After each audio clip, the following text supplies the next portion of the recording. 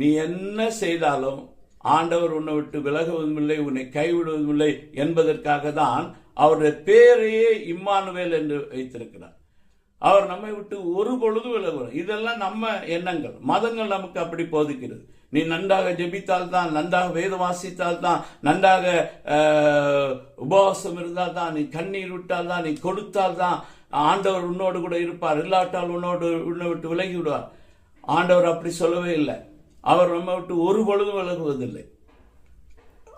யோசேப்பு தவறான குற்றங்கள் சாட்டப்பட்டு அவன் ஜெயிலுக்கு போனான். அது மோசமான குற்றம். அந்த குற்றத்தை கேள்விப்பட்ட அவனோட பெற்றோர்கள் கூட அவனை போய் ஜெயிலில் பார்க்க மாட்டாங்க, அவனோட சகோதரர்கள் அவனை போய் பார்க்க மாட்டாங்க. இப்படிப்பட்ட கேவலமானவனா நீ என்று சொல்லுவாங்க. ஆனால் வேதம் சொல்கிறது கர்த்தர் யோசேப்போடு கூட அவர் சிறைச்சாலையில் இருந்தார் என்று சொல்லி நாம் பார்க்கிறோம்.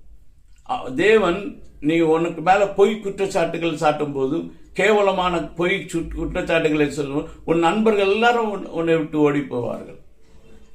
அவர்கள் உன்னோடு இருக்க மாட்டார்கள். இயேசு கிறிஸ்துவை பிடித்து கொலை செய்ய கொண்டு போகும்போதும் அவருடன் இருந்து அற்புதங்களை பார்த்த, அடையாளங்களை பார்த்த சீசர்கள், 3 ஆண்டுகள் அவரோடு கூட இருந்தவர்கள் கூட எல்லாரும் ஓடி போயிட்டாங்க. இருந்த பேதுரு என்ன செய்துவிட்டான்? அவரை மறுதலித்து விட்டான். அவர் அந்த 3 முறை சேவலுக்கு ஒரு 3 முறை முன்னாடி அவனை 3 தடவை அவரை மறுதலித்தான். எனக்கு அந்த நபரை தெரியவே செய்யாது என்று சத்தியம் பண்ணான். காவல்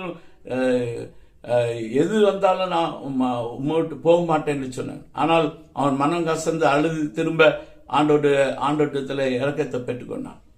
யூதாஸ் காரியத்தை அவரை காட்டி கொடுத்தே பணத்தை வாங்கிட்டான். இப்படி எல்லா சீசர்களும் ஓடி போனார்கள்.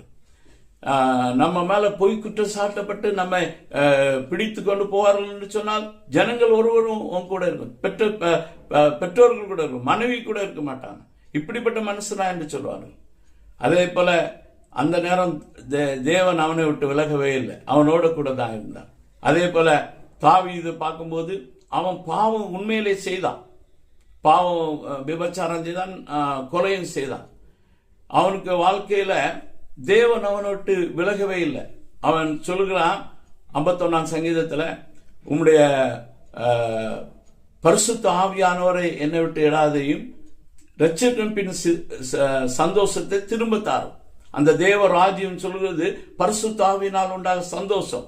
உன்னுடைய வாழ்க்கையிலே தேவன் விரும்பாத பாவங்கள், அநியாயங்கள், அக்கிரமங்கள் வருமானால் தேவனுடைய ஆவியானவர் உன்னை விட்டு விலக மாட்டார்.